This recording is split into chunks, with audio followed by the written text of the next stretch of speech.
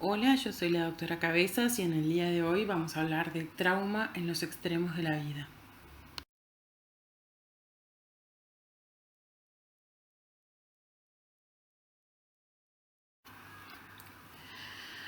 Desde ya es importante tratar de recordar las definiciones de trauma que tenemos de las clases de trauma en los adultos. Teniendo esto en consideración, vamos a ver las diferencias que le da a las secuelas, la mortalidad, el hecho de pertenecer a los grupos de riesgo tanto de los infantes como de los gerontes. Empecemos por un par de definiciones. El trauma es la causa más frecuente de incapacidad y muerte en la edad pediátrica.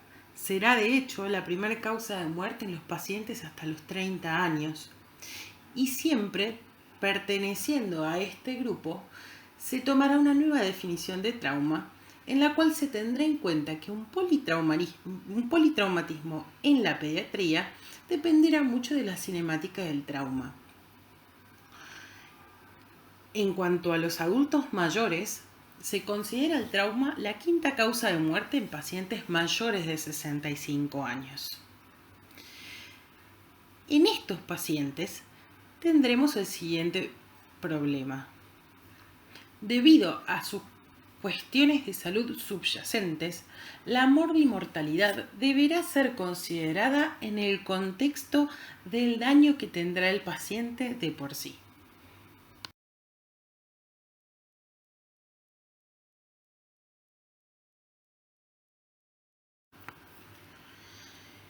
Me parece siempre interesante plantear el trauma como algo que ocurre en el contexto del ambiente que uno frecuente. Es así que es común que en pediatría, que los niños son trasladados por sus cuidadores, los traumatismos ocurren en el contexto de accidentes vehiculomotores, de caídas de altura, como por ejemplo de la cama, de sillones, de algunos juegos. Los accidentes domésticos del tipo de las quemaduras o aquellas lesiones no intencionales que podrían ser evitadas,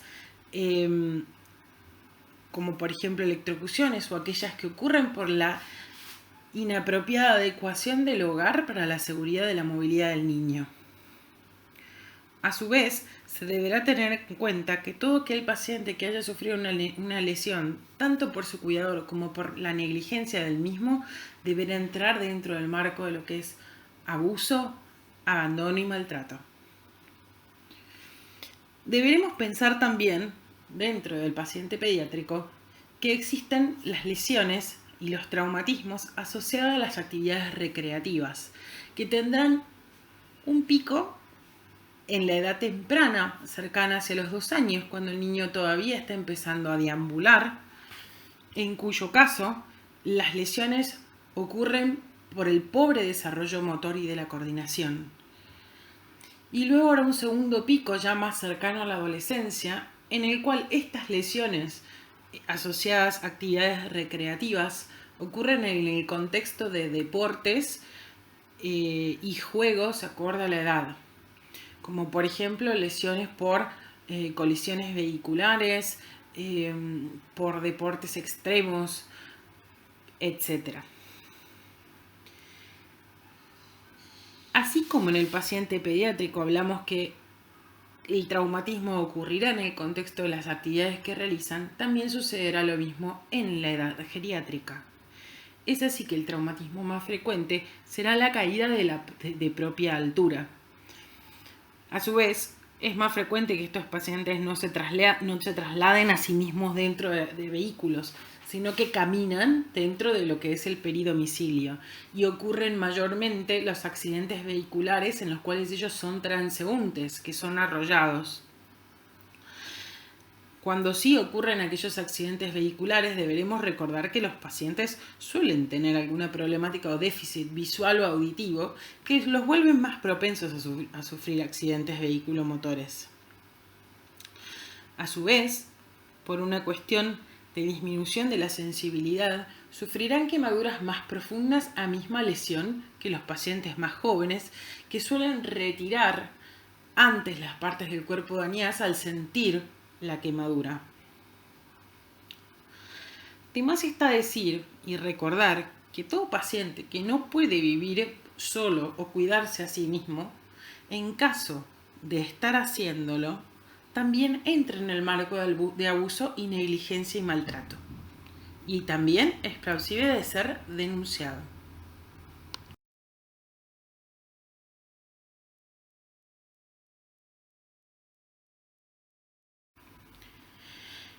Empecemos por hablar de los niños. Dentro de lo más importante en la evaluación del trauma en pediatría, tendremos que tener en cuenta la semiología y la cinemática de dicha semiología.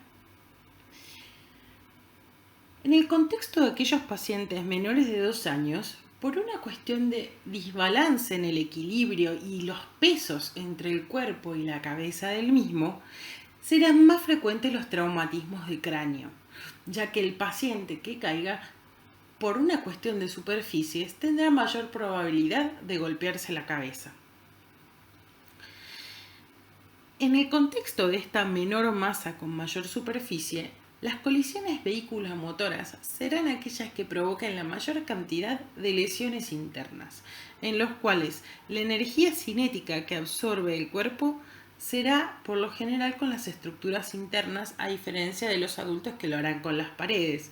Por ende, deberemos buscar las lesiones subyacentes detrás de la pared torácica y dentro de la cavidad abdominal. Por una cuestión de lógica, debemos saber que los niños, de por sí, no se manejan solos y dependen de sus cuidadores justamente para su cuidado. Es muy importante tener en cuenta, especialmente en aquellos ámbitos en los que no contamos con dispositivos para la evaluación de estos pacientes, como un equipo de salud mental con una trabajadora o trabajadora social y personal de psicología y de psiquiatría, que deberíamos encontrar nosotros mismos la semiología compatible con abuso o maltrato. Y en caso de encontrarla, saber que nosotros tenemos la obligación de denunciar de oficio. Será entonces muy importante evaluar al niño en el contexto de cuando ocurre la consulta. Los niños que son víctimas de abuso o maltrato suelen ser esquivos, suelen quejarse menos de lo que la lesión amerita. La historia que es contada por sus cuidadores suele ser cambiante. Y, por sobre todas las cosas, suele haber un retraso en la búsqueda de la ayuda, mientras que suele haber también una actitud de disminuir las lesiones que podría haber sufrido el niño.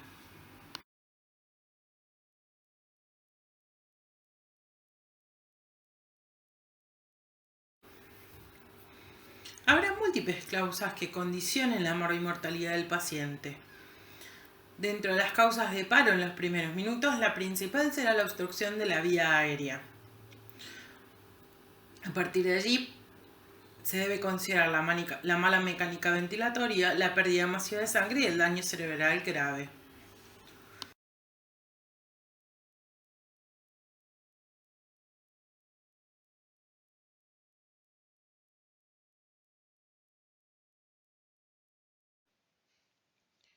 Como fue dicho en el principio de la clase, son las diferencias anatomofisiológicas las que condicionarán cómo se maneja el paciente pediátrico con respecto al paciente adulto, las diferencias, las similitudes y aquellas cosas que tal vez condicionen la actitud del médico tratante. Entre ellos, se debe recordar que el paciente pediátrico no es más difícil de intubar, pero sí deben considerarse en aquellos médicos que no están acostumbrados a instrumentalizar vía aérea pediátrica, que se encontrarán diferencias anatómicas grandes con respecto a la de adulto. Por ejemplo, se puede encontrar una laringe más corta, que se encontrará de forma anterior, con una macroglosia relativa, en realidad lo que es una boca más pequeña para una lengua relativamente grande, con una columna cervical móvil, con carillas articulares no tan rígidas, con una laxitud ligamentaria, lo cual hará que la movilización de la vía aérea sea mucho más flexible, lo cual hará que se tenga que instrumentalizar de forma distinta, fijándole de una forma diferente. A su vez, todas estas diferencias anatómicas condicionan una mayor facilidad para la obstrucción de la vía aérea, que es en sí la que puede llegar a ocasionar el paro cardiorrespiratorio en el paciente.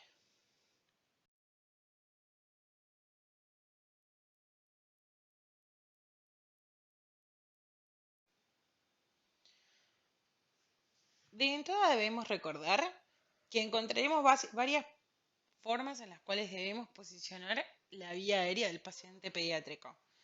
Entre ellos se destinará un operador a hacer el levantamiento mandibular con la fijación de la cabeza para así lograr la posición neutra de la vía aérea, que será la que permite la instrumentalización de la misma. Aparte de eso, debemos recordar que el paciente necesita un tamaño de rama, un tamaño de tubo que serán adecuados a su edad y muchas veces a su peso y contextura física.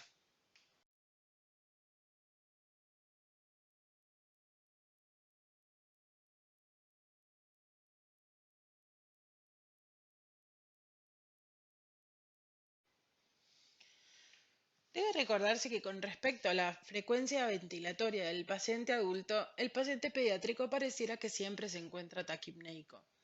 Hay una frecuencia respiratoria que es la que se considera normal para cada edad. A los fines prácticos, todo paciente con una lesión torácica que se encuentre con dificultad ventilatoria, con uso de algún tipo de mecánica que sea anómala o que tenga una frecuencia respiratoria de más de 40 o una frecuencia respiratoria de más de 40 con una cinemática compatible con lesiones, debe ser considerado que tiene una dificultad respiratoria asociada a dichas lesiones.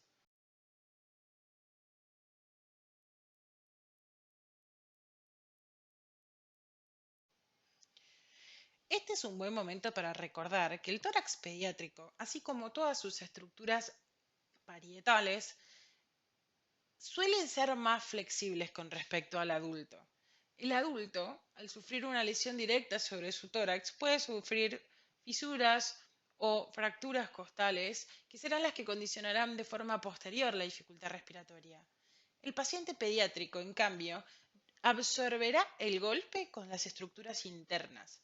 O sea, puedo no tener ningún tipo de lesión a nivel de la pared, tanto musculoesquelético como óseo, pero tener por debajo una contusión pulmonar. Por ende, en el contexto de la cinemática compatible, deberé anticiparme a la búsqueda de la lesión, asumiéndola como una lesión aparente y tratándola de forma precoz. No es común, como dije anteriormente, encontrar fracturas costales o tórax inestable. Sin embargo, cuando el mismo se encuentra, se debe considerar una lesión de gran magnitud, con gran dificultad y con un posible distrés respiratorio de difícil manejo posterior.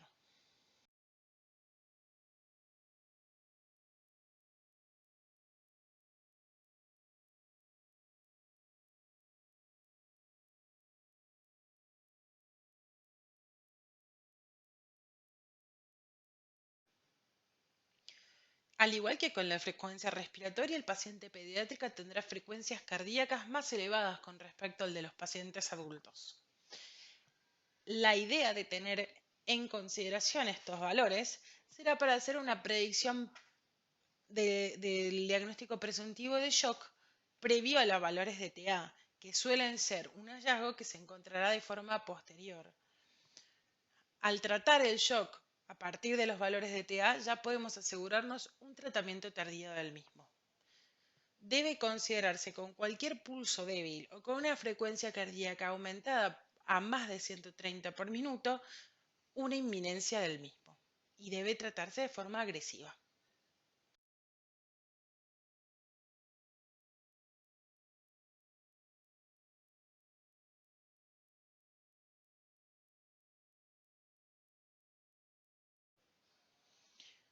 En el contexto de la evaluación pediátrica, será más importante aproximarse al diagnóstico precoz del shock evaluando la coloración de piel y mucosas, el nivel de conciencia y la frecuencia cardíaca. En caso de encontrar pulsos mayores como el femoral o el radial ausentes o débiles, o en ausencia de pulsos, deberá considerarse ya un shock severo.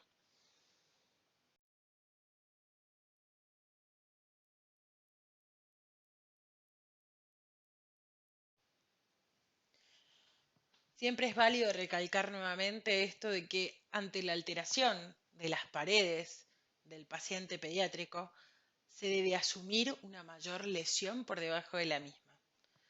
El abdomen y la pelvis no serán diferentes de esto. Al igual que el tórax, la flexibilidad de estas paredes será mucho mayor que en el adulto. Debe considerarse las alteraciones del abdomen y pelvis como la segunda causa de muerte traumática en niños, en los cuales lo que se puede llegar a encontrar son lesiones de vaso o de hígado, ambas con grandes sangrados. En cuestiones de lo que será la revisación primaria del paciente pediátrico, cualquier distensión abdominal, si bien podría llegar a deberse a aire deglutido, debe asumirse como que no lo es, sino que es un paciente que está cursando un sangrado activo.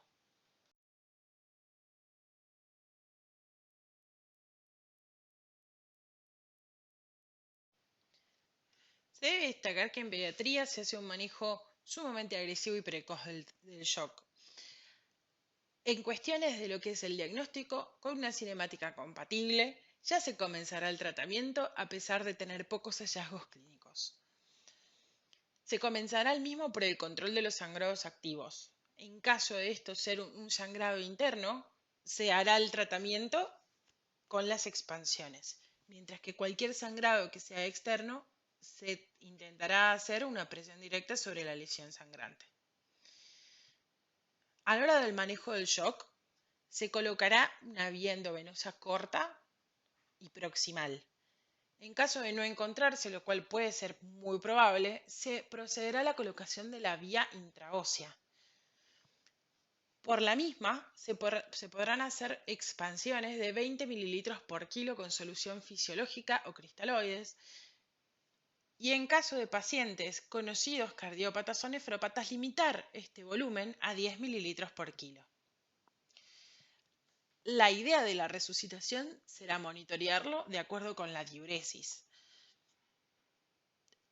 En el caso de no poseer experiencia en la colocación de vías o de la vía intraósea, conviene diferirlo, en caso de ser posible, hasta su traslado al centro más cercano.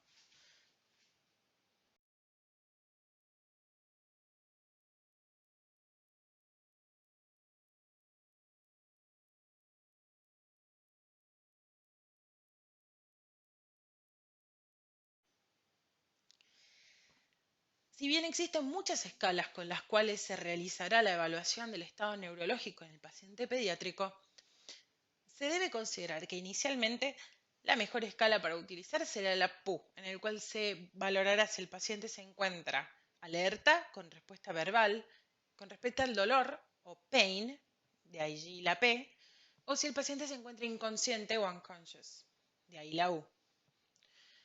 A partir de esa escala, y tras la valoración inicial de la misma, que nos dará un esquema inicial de cómo se encuentra el paciente, se podrá proceder a hacer luego una evaluación secundaria usando escala de Glasgow modificada, siempre teniendo en cuenta el tamaño pupilar y la posibilidad de la simetría entre las pupilas, hablando ya de una lesión craneal, y en caso de presentarse el foco neurológico.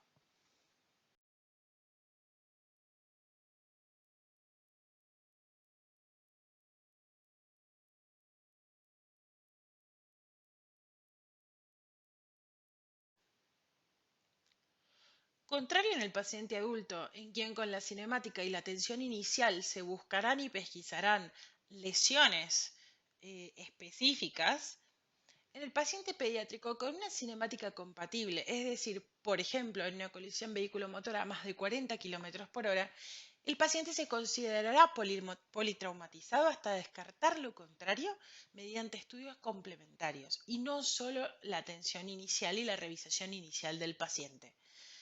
Siempre debe recordarse que esto se hace porque aquellos niños que tengan lesiones múltiples se deteriorarán rápidamente. Por ende, asumir una lesión peor que la que pueda llegar a tener será en función de disminuir aquellos elementos deleterios para la sobrevida del paciente.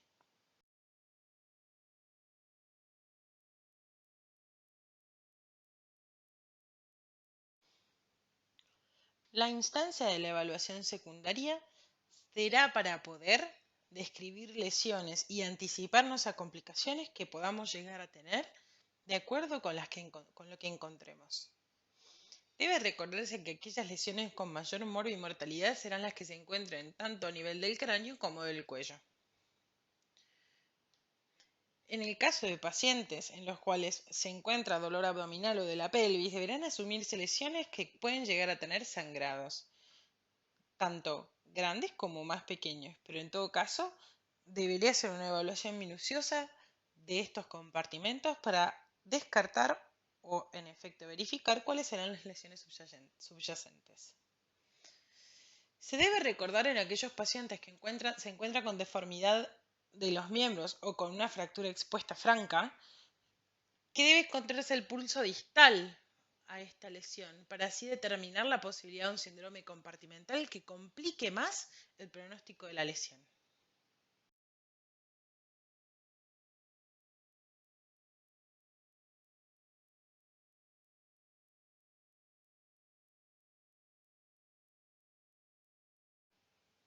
El score ITP de índice de trauma pediátrico evaluará diferentes puntos que hablarán de la severidad de las lesiones del paciente. En todo caso, vale recalcar que lo más importante será la conciencia del paciente.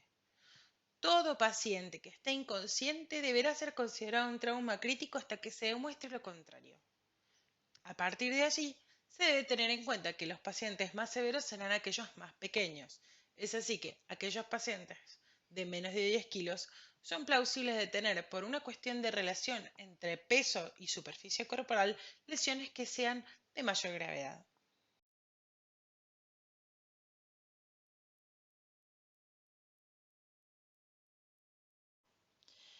En los adultos mayores deberán considerarse varios factores anatomofisiológicos que condicionarán la mortalidad de los mismos.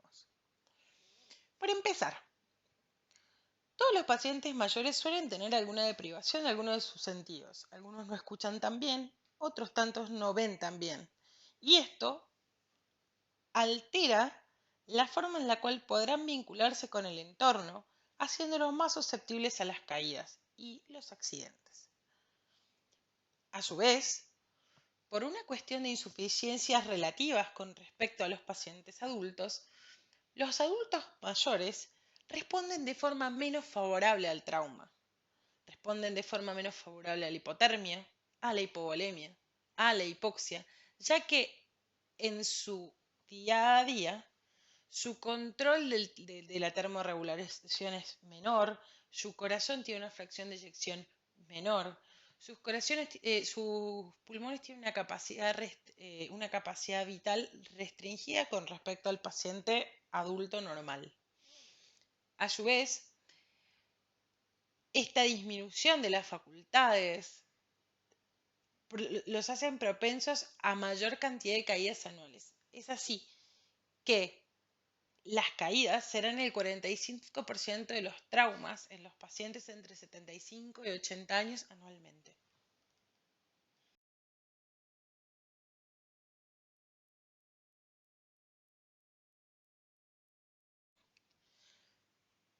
Al igual que en el paciente pediátrico, deberemos considerar las vulnerabilidades del adulto mayor. Deberemos llevarnos a nosotros mismos a pensar, ¿este paciente puede estar solo? ¿Es capaz de cuidarse a sí mismo? Si toma medicación, ¿la toma adecuadamente? ¿Está bien adecuada? ¿Cuándo fue su último control? Si se hace cargo de sí mismo, ¿Cuál fue su última evaluación neurológica? ¿Cuándo fue? Si se cae, ¿cuánto tardarán en encontrarlo? ¿Tardarán mucho? ¿Hay alguien que lo llame periódicamente? ¿Lo cuida y controla a alguien? Tras responder todo esto, deberemos valorar si este paciente efectivamente puede estar solo o debería estar al cuidado de alguien y en caso de ser así, considerar la posibilidad de que sea un abandono.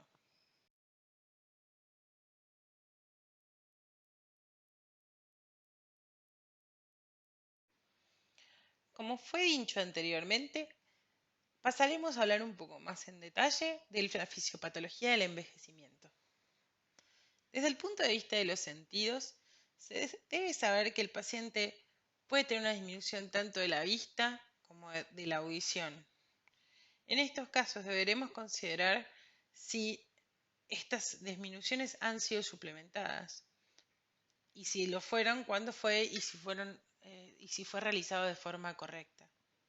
A su vez, debemos pensar en aquellos pacientes que no tienen sus propios dientes o tienen prótesis. En aquellos que persisten teniendo sus propios dientes, ¿cuál es su higiene? ¿Tienen algún antecedente de gingivoestomatitis? En aquellos que usan prótesis, ¿cuál es la higiene de la misma? ¿Dónde es que la guardan? Y en el caso de que todo esto sea normal, pensar si esta prótesis está ajustada al tamaño de la boca actual y si ha perdido o no piezas dentarias que podrían ser la causa de una obstrucción de la vía aérea. De lo respiratorio debemos recordar que lo posicional de la cifoescoliosis condicionarán el volumen total que podrán tener los pulmones y los vicios de posición su capacidad funcional. La disminución de la elasticidad torácica también disminuirá la capacidad pulmonar y todo esto lo llevará a un EPOC relativo o con una poca tolerancia a la hipoxia que puede generarse después de un trauma. ¿Por qué vale la pena recordar esto? Porque a la hora de evaluar inicialmente el trauma, deberemos ver todos aquellos factores que han llevado al paciente a su generalmente su caída y a su vez, de forma precoz, indicar el oxígeno que seguramente ya se le está debiendo de entrada.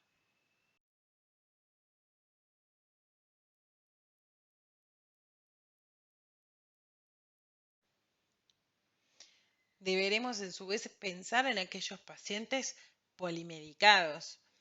La mayor parte de los pacientes ancianos o han tenido alguna cardiopatía asociada o están beta bloqueados por alguna hipertensión o tienen una enfermedad cardiovascular subyacente y en caso de que no suceda ninguno de estos, sí pueden tener una hipovolemia relativa debido a una deshidratación crónica, como también una disminución de la fracción de eyección del ventrículo izquierdo, generalmente esto debido a la propia edad. A su vez, la función renal se encuentra disminuida. Volvemos nuevamente a esto de la deshidratación relativa del paciente anciano. Tratemos de recordar todos cuándo fue la última vez que vimos un anciano que consuma gran cantidad de líquidos, o por lo menos el adecuado. A su vez, en caso de requerir hacer una expansión, la sobrecarga de volumen sobre estos riñones, lo más probable es que genere condiciones eh, desfavorables con trastornos del estado ácido base o inclusive con sobrecargas hídricas que no podrán manejar fácilmente. Por ende, el shock, la hipoxia, la hipovolemia serán situaciones de muy baja tolerancia en el paciente mayor.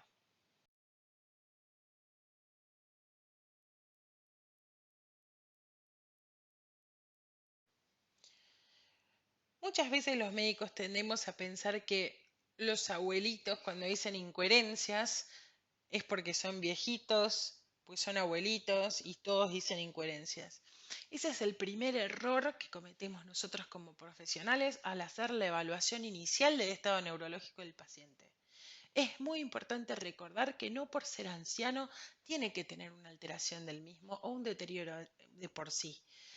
Debemos entonces indagar si es posible en aquellas personas que lo conocen cuál es el estado mental previo. Si el paciente era un paciente lúcido, deberá ser tratado como tal y toda alteración del sensorio debe ser ponderada como algo que condicionado por la patología aguda del trauma.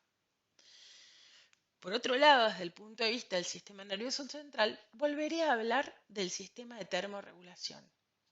El paciente mayor tiene un mal mecanismo termorregulador, por ende será muchísimo más propenso a la hipotermia en el trauma como el golpe de calor. Ambas cosas que son condicionantes independientes de la morbimortalidad del paciente cuando ha sufrido un traumatismo, especialmente la hipotermia. Siempre se debe recordar a la hora de evaluar inicialmente un paciente que se ha encontrado en el piso cuánto ha sido el tiempo que ha permanecido tirado en dicho lugar, ya que esta hipotermia condicionará la mortalidad total del paciente. A su vez, debemos recordar que a nivel musculoesquelético habrá no solo debilidad del sistema muscular, sino que osteoporosis asociada y que el paciente tendrá un aumento de riesgo de fracturas. A su vez, las alteraciones de la columna, como por ejemplo la cifosis, la cifoescoliosis de la columna vertebral, condicionarán la posición del paciente, como también las dificultades que tendremos a la hora de necesitar la instrumentalización de una vía aérea.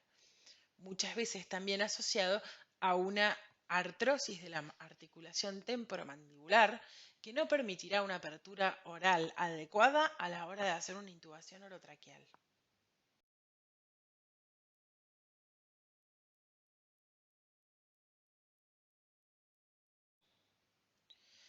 A los fines prácticos de no perdernos de patologías subyacentes que puedan condicionar la morbilidad del paciente, debemos considerar que los traumas no tienen que ser solamente porque se desbalancearon y se cayeron. Debemos pensar en aquellos factores condicionantes que nos pueden estar dando un traumatismo secundario a otro tipo de patologías, como por ejemplo en pacientes cardiovasculares, debemos pensar en la posibilidad de arritmias que condicionen un bajo gasto cardíaco con un síncope que los haga caer, así como también un infarto agudo de miocardio o un tromboembolismo pulmonar. Desde el punto de vista de lo neurológico, será común el ACV, pero también los accidentes isquémicos transitorios que puedan condicionar nuevamente un síncope con esta caída y que de no ser buscados serán subdiagnosticados. Debo recordar también que muchas veces en pacientes ancianos suele haber un mal manejo de la medicación. Por ejemplo, un paciente diabético anciano tal vez tenga las mismas mañas que los ancianos que no lo son. Por ejemplo, hacer ayunos prolongados.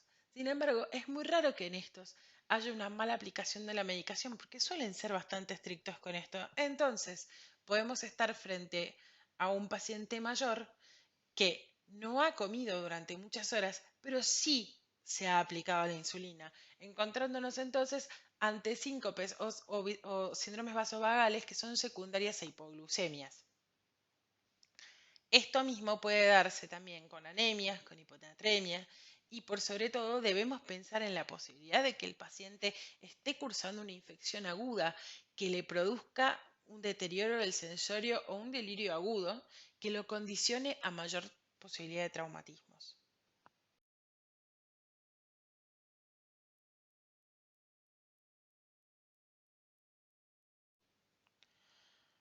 Hablaremos rápidamente del manejo del ABC en el paciente adulto mayor.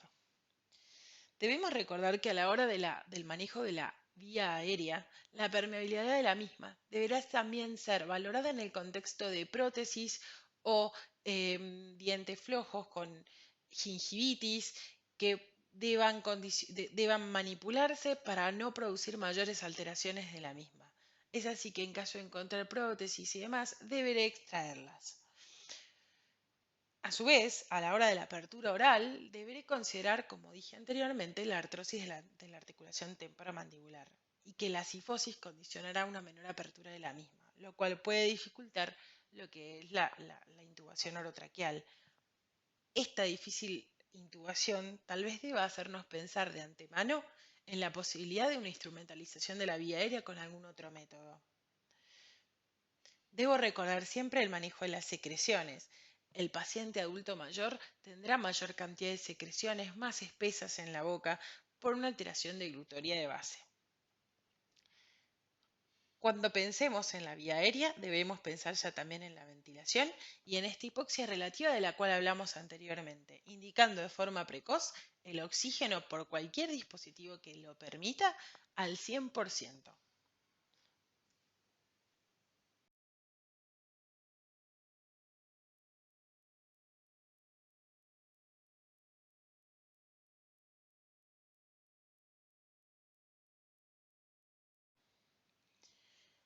A la hora de la valoración cardiovascular y tratando de encontrar signos compatibles con shock, debemos pensar que el paciente puede llegar a tener menor cantidad de signos con respecto al paciente adulto por medicaciones que pueda llegar a tomar. Debemos pensar que el paciente puede estar beta bloqueado o puede tener una enfermedad cardiovascular previa con una disminución del gasto cardíaco. Entonces, no debo esperar la taquicardia o la hipotensión para hacer mi diagnóstico y deberé valorar el hacerlo teniendo en cuenta la cinemática del trauma para poder así instalar un diagnóstico precoz y un tratamiento agresivo.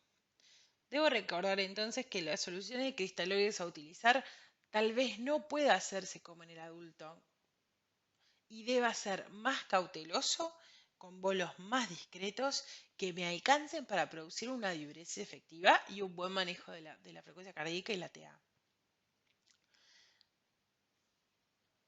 Deberé también tener en cuenta que los inotrópicos pueden ser deleterios para estos pacientes, por ende deberé hacer un uso bastante discreto de los mismos.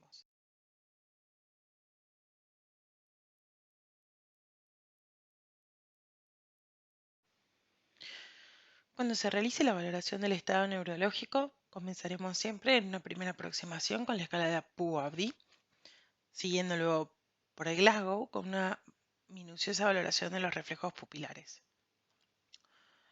Cabe destacar que será muy útil en el caso de alteraciones del estado mental con respecto al estado mental previo, el descartar una hipoglucemia eh, en el mismo lugar, como así también pensar en la posibilidad de que esto se deba a una deshidratación secundaria a una pobre ingesta de líquidos, como tal vez a un delirio agudo secundario a alguna infección.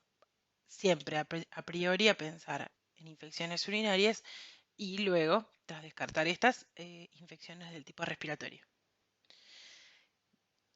Volviendo un poco sobre lo que dijimos anteriormente, debemos recordar también que a veces los pacientes disminuyen de peso, disminuyen su capacidad de metabolización de la droga o simplemente no la adecúan hace mucho tiempo y la medicación que están tomando o por simples olvidos y sobre ingesta de la medicación, puede haber una toma inadecuada, dando esto alteraciones del estado mental con posibles traumatismos.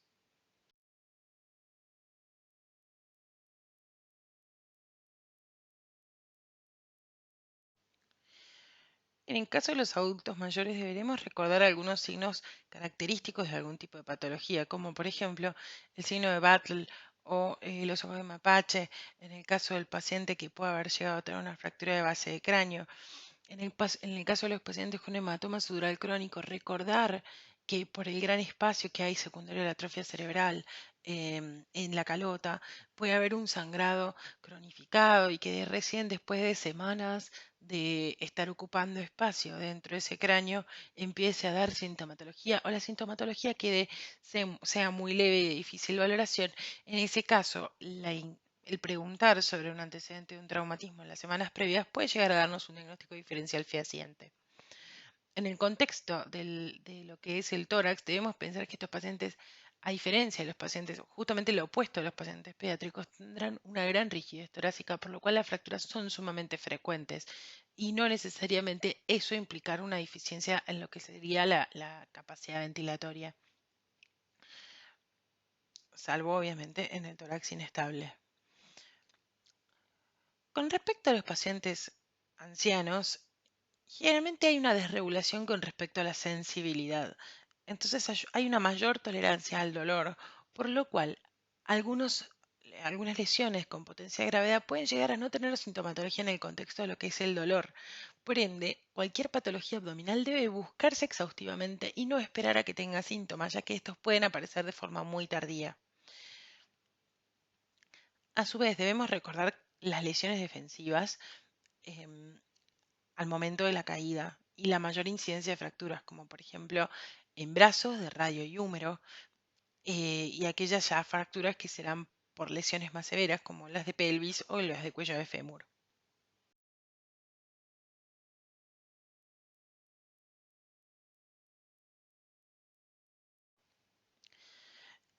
Para ir terminando, queremos hablar nuevamente un poquito del tema de la hipotermia asociada al trauma. Recalquemos nuevamente la importancia de la hipotermia y del tiempo de permanencia en el piso, ya que la hipotermia es un factor predictor independiente de la mortalidad total del paciente en el trauma. Aparte de relacionarse con una menor tolerancia a la reanimación, la hipotermia se asocia a coagulopatías por disfunción plaquetaria, que puede llevar a la coagulación intravascular diseminada con una falla orgánica múltiple secundaria de difícil tratamiento. Es importante entonces que en todo traumatismo, pero especialmente en los extremos de la vida, donde la termorregulación se ve afectada por los mecanismos, que se hagan medidas activas, agresivas y tempranas de calentamiento para poder evitar así todas las secuelas secundarias a esta hipotermia.